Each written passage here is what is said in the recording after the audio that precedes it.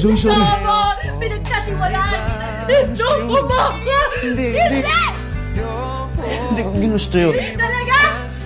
I'm sorry. Ayun! Oo. Zoe.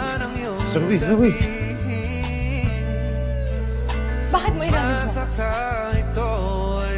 Dahil narinig mo na mahal kita? At dahil mahal kita, in-expect mo na patatawarin kita? Hindi. Hindi naman sa ganun. Sabihin ko naman sa'yo. Ang dami-dami mong chance para sabihin sa akin yung totoo pero hindi mo ginawa. Wala lang talaga ako mahanap na tamang timing. Sabihin ko naman sa'yo eh. Hindi ko to ginusto. Hindi ko to sinasadya. No, Joko! That's the lie that you want to keep telling yourself.